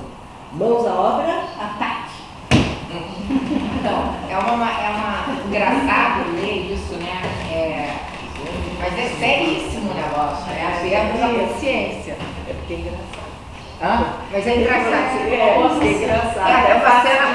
engraçado. É uma justificação do psiquiatra do teu erro. É muito cínico, né? E é muito atual, né? Não parece isso aqui foi escrito há Não. 400 anos. E é escrito em prosa isso aqui, então é mais próximo da gente. Né? Bom, aqui eu botei aquela fala que a gente leu ali, né? Que eu acho linda, né? Próspero na tempestade. Daí agora, gente, o que vocês quiserem perguntar, a gente conversa. Tem um tempo ainda pra gente conversar, perguntas, enfim. Só lembrei um pouco antes, né, da questão da não presença de mulheres, né, no teatro, né, até a data. O Shakespeare brinca com isso, acho que no Mercador de Veneza, né, que na história lá as mulheres têm que se disfarçar de homens. Todas as. Não podia mulher subir no palco, né? Só na França, só a partir de 1660 elas sobem na Inglaterra, no palco. Então, todas as comédias que tem mulher, as mulheres são muito inteligentes, a maioria elas se disfarçam de homem. Então, olha o que você tem. Você tem um ator homem, fingindo, representando uma mulher, que aí na peça representa que é um homem. Você tem vai virando assim, né? E, por exemplo, nessa peça que eu gosto muito, falei, se a música é um instrumento de amor, toque, dê-me música em excesso. Esse Duque que fala isso, ele se apaixona pelo serviçal dele, que é uma moça disfarçada de serviçal. Então ele fica meio assim, porque ele não gostava de homem, de repente ele está gostando, aí ele fica super aliviado no final, quando ele parece negócio da Diadoria, era mulher, aí ele se casa com ela no final. Mas essa brincadeira Shakespeare faz muito, ele usa muito essa história, quer dizer, quem copiou não foi ele, né? Mas ele usa muito essa coisa do homem se apaixonar por um homem e não querer se apaixonar por uma mulher, enfim, ele brinca com essas coisas. E ele? Era bissexual, com certeza, eu acho. Eles eram bem comuns. Mais comum que a gente. Mas pra ele eu acho que valeu, hein? Ele aprendeu muito sendo bissexual. Pra ele foi muito bom, ele tinha que ser. Ele fala em todas as situações. Porque ele escreve com a consciência do homem, ou da a mulher. literatura masculina é feminina. Ele era, eu acho que ele era a metamorfose ambulante, entendeu? Ele tinha que experimentar todas as coisas. Ele se apaixonava, né? Por saber se era homem ou se era mulher. Ele era, eu acho que ele era generoso, assim, de observar as pessoas, de se encantar. Mas aí que tipo de paixão também tem que ver, né? Qual era a paixão que ele tinha pelas pessoas em si? Ninguém sabe se foi pra cama, não foi pra Aquele cama. que era que você contou que ele era. Ele começou a fazer, ele era filho do que fez o teatro. que ele começou a fazer as peças para aquele moço, filho do... O Richard Burbage. Nesse Ele começou a representar, e então ele fazia os papéis para ele como ele era adolescente. Daí na última peça dele, ele sempre era esse homem que fazia as peças. Na última ele fazia a peça como ele era velho. Exato. É o Rei Lear, é o Próspero. Era o mesmo ator que representou todas as peças, né? Foi caminhando, né? Foi caminhando. Algum tipo de da obra. amor, algum tipo ele tinha por ele, para poder fazer o amor pela arte, pela representação. Sim, sim. Ninguém sabe o que. Mas ele tinha, eu acho que ele tinha uma natureza aberta. Eu não sei se a gente pode dizer bissexual, mas é porque ele fez uns sonetos que dá pra gente achar que era. Mas eu não quero saber da vida sexual. Eu acho assim que uma vez a questão aparece com o Saramago, né? Porque daí entra a questão da eu me colocando dentro do romance, né? A questão da autobiografia, né? E daí fica complicado, né? Porque a gente acha que tem que dissociar, né? A arte do indivíduo. Criador e a criatura, né? Sim. Então, não sei se tem a ver com isso, é uma coisa que faz muito tempo que eu quero perguntar para vocês, sempre que a gente está junto eu esqueço. Então eu vou perguntar aqui porque eu acho que todo mundo aproveita. É uma opinião pessoal sua que eu quero pedir sobre o teatro. Eu estava procurando aqui para não falar bobagem, não falar muita bobagem. Eu vi, logo que estava saindo da fase mais rigorosa da pandemia, que a gente já estava voltando a viajar e tal, eu vi em São Paulo uma peça chamada Os Capuletos e os Montecchios, que é isso que eu procurei aqui, Vincenzo Bellini, era com a orquestra do Teatro São Pedro, de São Paulo. Não sei se alguém viu essa adaptação. Então era uma adaptação do Romeu e Julieta, mas que esse dramaturgo fez uma coisa radicalíssima. Então ele colocou tudo muito atualizado. Então tinha o mais óbvio, que era a cena do momento da peste em Romeu e Julieta. Ele colocava um funeral de uma vítima da Covid, com as pessoas vestidas de astronauta e tal, levando o cadáver num saco lacrado. Isso era uma das coisas, né? Os Montecchio e os Capuletos, na hora que eles se enfrentam, eram duas gangues se enfrentando. O figurino era um figurino de gangues, né? Como se o cenário lembrava favelas, lembrava... E Romeu era uma mulher. Então, o final dessa dramaturgia era o final feliz entre duas mulheres. Eu fiquei impressionadíssima, eu adorei. Eu tinha acabado de ver uma ópera uns dias antes do Plínio Marcos, duas montagens do Plínio Marcos, adaptadas para ópera, que eu achei muito, muito, muito opacas, assim, muito difícil de entender o que estava acontecendo ali, muito mais baseadas no figurino e no cenário do que no texto. E ali, ao contrário, o cenário era muito impressionante, né? O teatro, em determinado momento, era dividido para as duas gangues se enfrentando, tinha polícia militar com uniforme, fuzis e tal. Eu fiquei impressionadíssima, adorei, mas o meu gosto também meio subversivo, né? Mas o que eu vi foi assim, eu estava com uma amiga que tem uma filha, uma amiga bem mais jovem, que tem uma filha adolescente, e essa filha estava assim, encantada com aquilo. Enfim, toda essa história para te perguntar, qual é a tua opinião sobre esse tipo de adaptação de Shakespeare, que não é só essa, né? Eu acho que deve ter muitas, que atualiza o texto e recontextualiza e tal.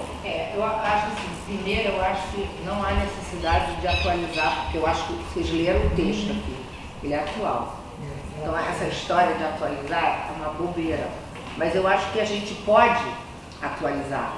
Então, ontem, mas não porque é necessário, porque você quer falar uma outra coisa usando aquele texto. Só que eu acho que isso tem que ficar claro na montagem, uma adaptação. Isso sempre fica muito claro nas montagens da Inglaterra. E você não precisa necessariamente mudar tanto para atualizar. Então, vou te dar um exemplo que foi o que eu mostrei ontem na aula para os alunos. O Sonho de uma Noite de Verão tem uma história, são 3 histórias, mas uma das histórias, o rei e a rainha das fadas, o rei das fadas resolve pingar uma essência de uma flor nos olhos da fada, que era a mulher dele. Então o nome dele é Oberon. Ele resolve pingar o negócio no olho da Titânia, para quando a Titânia acordasse, a primeira pessoa que a Titânia visse, que seria um monstro, ele faria botar alguma fera, alguma coisa, ela visse e apaixonasse, porque ele queria rir da Titânia apaixonada por um monstro. É uma perversão do rei, né? Ele faz isso porque ele está brigando com a mulher. E aí, quando a Titânia acorda, ela vê um burro, que é um dos atores que foi transformado em burro. Também ele faz isso. E o rei manda o Puck transformar alguém em burro. Então a Titânia acorda e fala assim: quem me acorda do meu leito floral? É lindo! E começa a alisar a orelha do burro, né? E fica apaixonada pelo burro. E aí você pode ir longe, dizer que ela vai transar com o burro, não vai. Dependendo da montagem, fazem isso ou não. No filme, que eu a recomendo vivamente para vocês, tem um filme com a Michelle Pfeiffer e o Rupert Everett, que ela ali, ela transa com o burro. Mas enfim, Você lembra o nome? chama Sonho de uma Noite de Verão. Mas é que tá chamando que o amor se apaixona por gente. Exato, Cega a pessoa. o que está falando é isso. Que homem é burro, ela tá o que a metáfora que ela está dizendo é exatamente o que a Silvia falou, que o amor é cego, que você quando se apaixona, você pode estar apaixonada por um burro mesmo, que você não, um burro, um idiota, qualquer coisa, o amor é cego, essa é a metáfora. Tudo bem. Aí, na montagem que eu mostrei para meus alunos ontem, que é a do National Theatre, sem mudar uma linha, não foi essa confusão que fizeram ali, muda, bota aí, nada disso. O que eles fizeram? Botaram igualzinho a peça. Tanto que quando eu vi a primeira vez a montagem, eu falei assim, vou pegar o livro, porque eu acho que está alguma coisa estranha. Eu fui pegar o livro.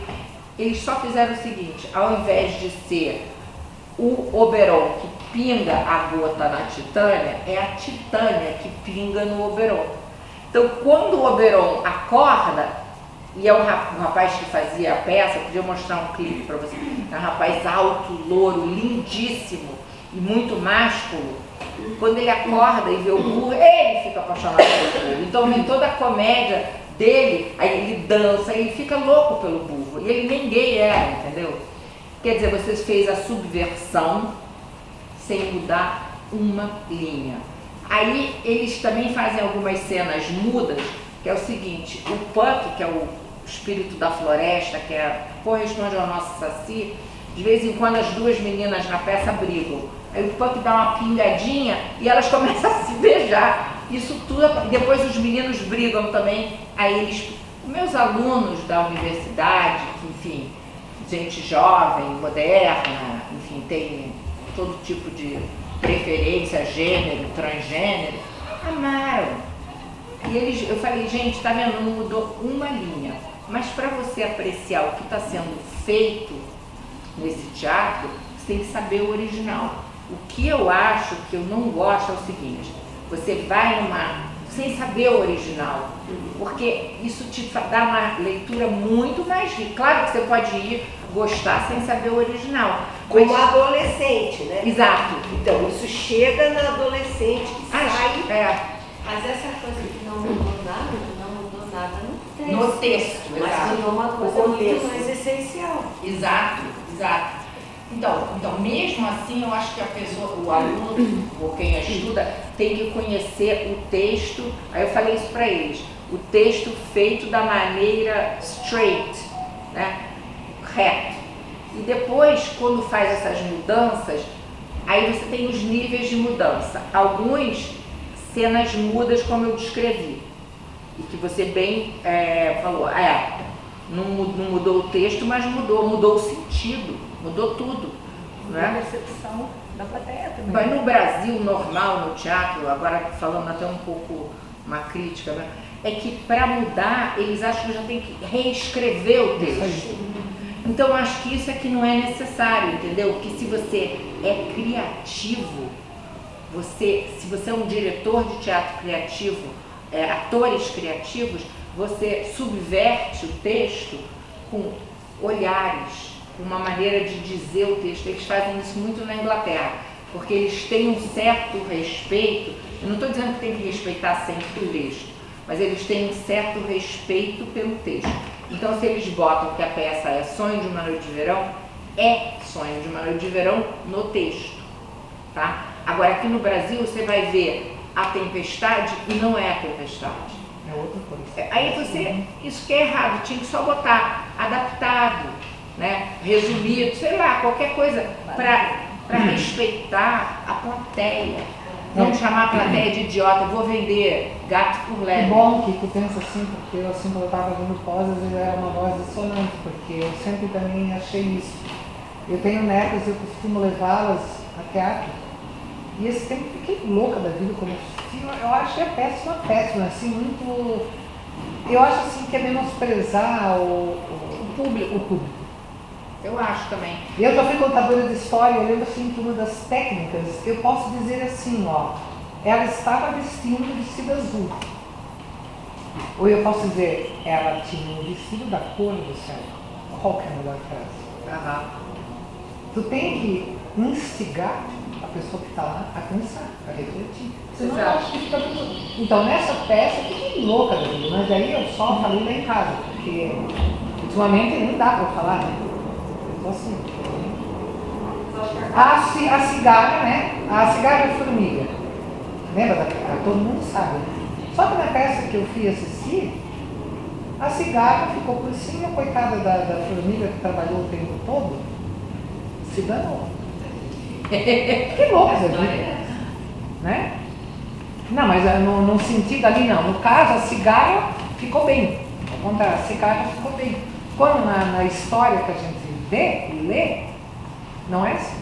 Então, quer dizer, eles perverteram totalmente o texto, eles fizeram um outro. Então, eu acho que o errado é você dizer esse texto é de Shakespeare. Se você mudou o texto, não é.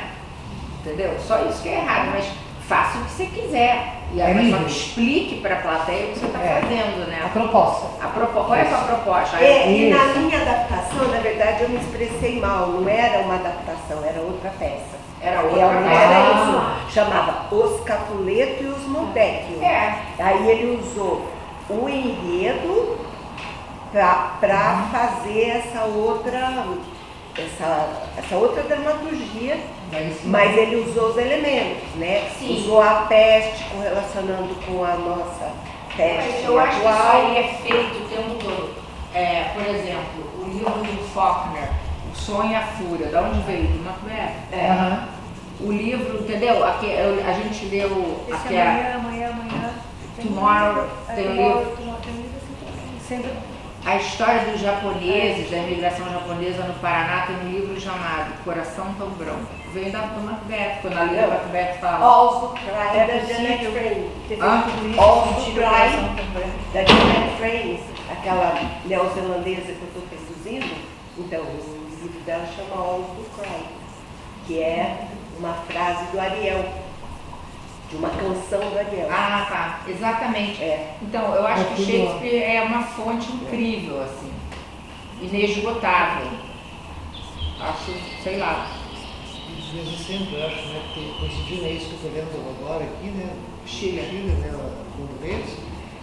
Pelo menos as notas do tradutor, várias vezes ele coloca, isso aí praticamente é cópia de passagem do Hamlet, do Macbeth.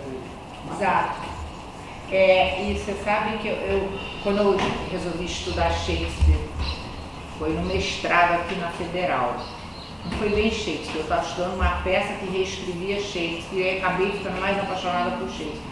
Depois fui no doutorado estudar Shakespeare. E daí hoje, olhando para trás, porque isso eu tinha 33 anos quando eu acabei o doutorado, 34, então eu já tenho 61. Quantos anos? 30, né? Fiquei pensando, pô, eu escolhi bem, porque Shakespeare é uma fonte para tanta coisa. É maravilhoso, né? Então ela estava falando da psicanálise, né? A psicanálise também bebe em Shakespeare. Então a gente tem que ter essa abertura para dizer, não, ele serviu a muitos senhores, mas, sei lá, eu gosto ainda dele mesmo. Essa contemporaneidade. Ele é muito... Super atual, né? É a coisa do gênio, sei lá o que é, né? Mas as obras do gênio sempre se tornam atuais, né? Sempre, né? Porque eles tratam da alma E humana. olha uma coisa incrível, Freud achava que Shakespeare, as obras não tinham sido escritas por Shakespeare, tinham sido escritas pelo Conde de Oxford. E vários achavam isso. Por quê? Porque ele achava, olhando a biografia de Shakespeare, que um ator numa cidade do interior, que era do interior da Inglaterra, né? Que só tivesse estudado até o 2º grau, seria incapaz de ter essa abertura para o mundo. Então, os Freud e outros, o Orson Welles também, por exemplo, acham, até um grande ator, o Derek Jacobi, achavam que as obras tinham sido escritas pelo Conde de Oxford, que deu para o Shakespeare, deu para essa pessoa para assinar como, enfim, porque o Conde, ele sim, né, lendo engano, né, porque hoje a gente está mais do que provado que ele existiu e que ele foi quem escreveu as obras, não tem dúvida, sabe? Então, assim, foi a Rainha Elizabeth, foi o filósofo que morava na corte do Jaime, da Elizabeth, Francis Bacon, nada disso, foi ele. Por que uma pessoa nascida no interior e tenha feito só 2º grau não podia ser genial? Qual o problema? Pode. Como pode, não sabe? Hã? Como pode? Pode. Não tem um filme com esse argumento? Tem Anônimo. O nome do filme é Anônimo. Esse filme Eu até adorei o filme. mas Ele defende a ideia de que fica ele muito escreveu. claro que é uma ficção. Mas a né? recriação de época é ótima do filme. A história podia ser verdadeira, mas o filme é uma mentira. Mas tudo bem. Então, Falando das peças dos filmes também, se você não sabe a peça, não sabe a história, quando você assiste o filme, você pode estar acreditando numa mentira. exato. Bem diferente do que ele escreveu. Exato. Então, para terminar, então, se alguém quer uma recomendação de filme, eu acho que o Muito Barulho por Nada, do Kenneth Branagh com a Emma Thompson, é uma delícia, é uma comédia. Muito Barulho por Nada, é uma comédia.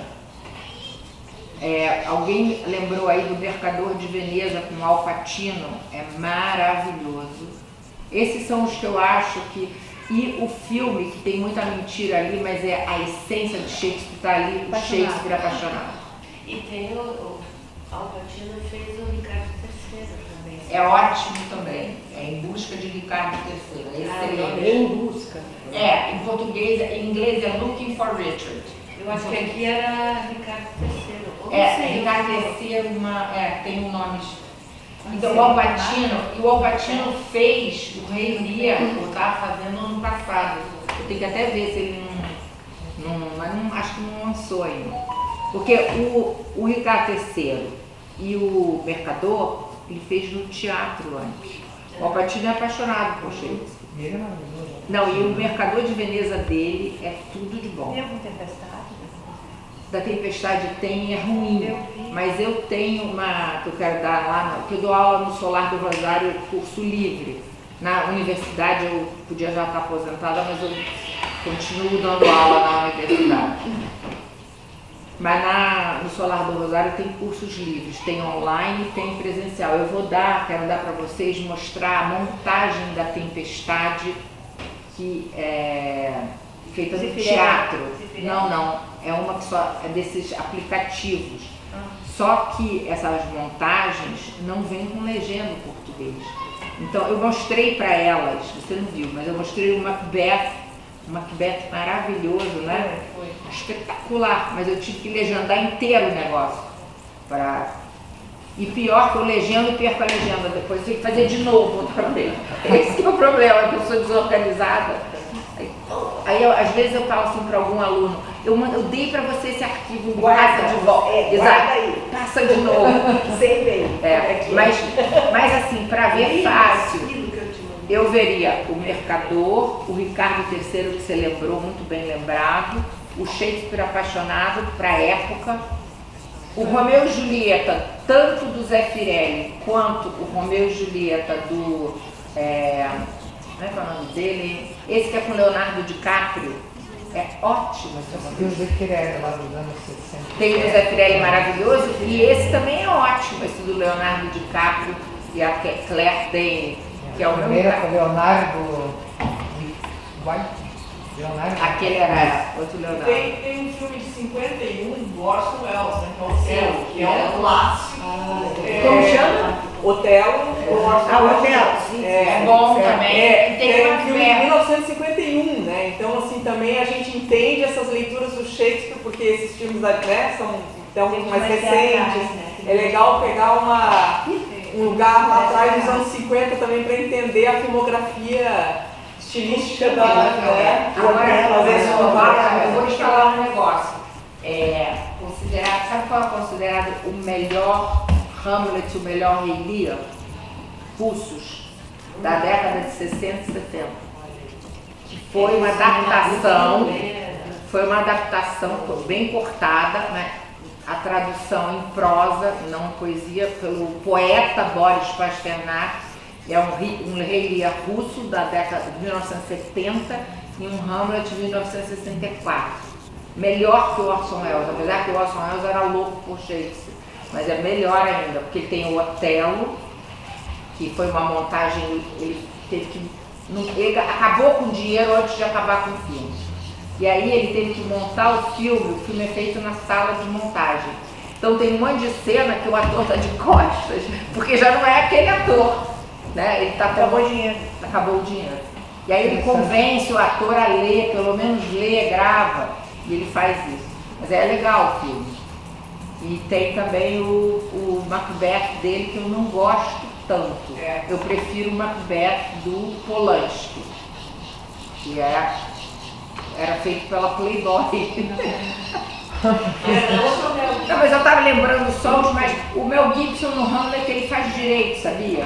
Eu não vi. E não tem um filme brasileiro dos anos 40, pega uns elementos, uma escola de samba, será que é Otelo? Tem um Não, tem Otelo Orfeu, né? Aí Orfeu. Mas aí É outra coisa, Tem Orfeu com o várias lembranças. Mas ele puxa o cara da banda lá, mas quem é o nome da banda? puxa o Otelo. Hã? Otelo é Otelo. Não, é a... Escapou o nome. Liana, eu queria te perguntar, assim, acho que vale a pergunta até para também saber da tua relação, né? Você citou rapidamente da tua relação com a professora de uma peça, né? Com a Bárbara. A Bárbara, enfim, sempre a crítica da Bárbara era algo a ser esperado, né? Né? Então, assim, eu acho que ela influenciou muito as montagens brasileiras, né? Dentro dessa construção de uma crítica especializada de verdade naquilo que ela estava falando, né? E aí eu queria entender um pouco dessa tua relação e de como você via essas críticas da Bárbara. Se elas eram, de alguma maneira, se elas refletiam se tinha aquele grau de pessoalidade dela, do que ela gostava e do que ela não gostava, porque a crítica nada mais é do que essencialmente isso, né? Mas, e de que forma isso acabou interferindo nessa relação com a crítica, com a produção do teatro brasileiro, especificamente sobre Shakespeare. Eu acho que isso é muito do que se foi produzido, tinha esse olhar crítico porque a Bárbara dizia o que era bom e o que não era em Shakespeare no Brasil.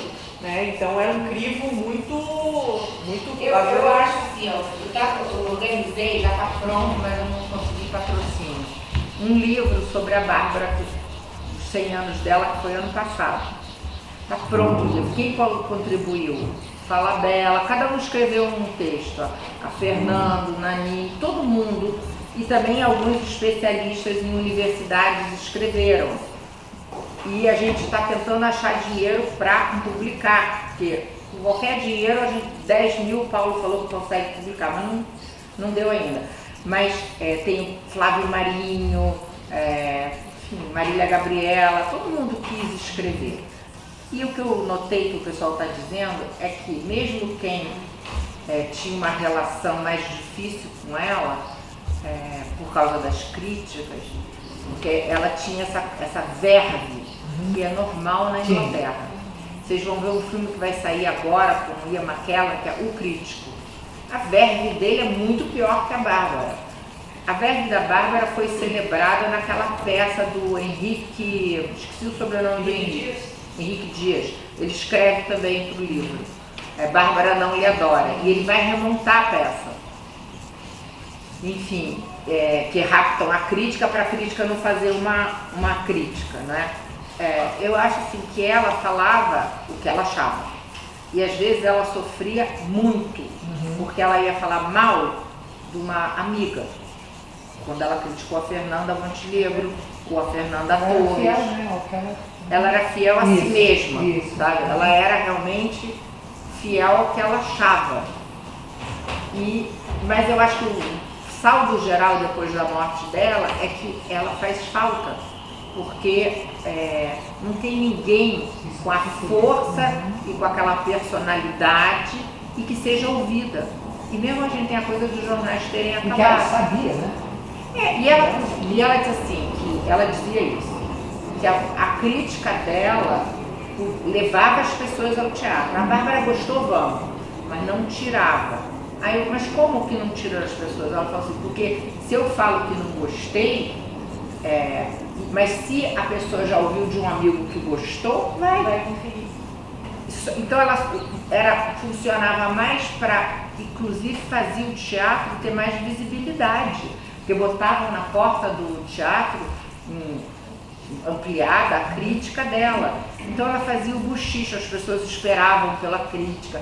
Agora ela indo ao teatro, ela chegava em cima da hora, para não ter que ficar falando com ninguém, e saía correndo. Ela nunca ficava participando do auê, assim, sabe? Porque ela achava que ela tinha que ser isenta e que tinha que falar com todas as letras. Então ela às vezes brigou, perdeu amigos. Ela era veemente, né? Um amigo que ela disse que foi horrível para ela perder foi o Sérgio Viotti. O Sérgio Viotti era casado com o Dorival e ela fez uma crítica muito dura ao Dorival. E o Dorival influenciou o Sérgio e aí a amizade não acabou, mas esfriou muito. E ele era o grande parceiro intelectual dela, muito culto, Viotti, enfim. Mas ela faz falta. Eu espero que eu consiga ano que vem, ou sei lá, lançar esse livro. Que bom. E a Leonor Neto tentou? Eu tentei, mas tentei pelo Solar lá do Rosário. Ah, sim, pelo Mas a gente não conseguiu patrocínio. Mas não é para fazer uma versão digital? O que eu quero é isso. Pouco dinheiro para fazer uma edição barata, para jogar na internet, talvez fazer alguns exemplares. Aquele coletivo, se é tão pouco dinheiro, no financiamento coletivo, tipo Catraca, não é? Não funciona? Tem, mas perdeu um pouco a força, sabe? O financiamento coletivo funciona mais para música. A música tem se beneficiado melhor desse financiamento, que são aqueles crowdfunding, né? Sim. Começou com aquelas vaquinhas virtuais, mas acho que a literatura, embora as produções autorais, assim, até conseguem. Assim, mas é o mesmo para entrar no edital, né? Colocar no edital. Para colocar, isso é um livro importantíssimo. A gente aprovou na Rouanet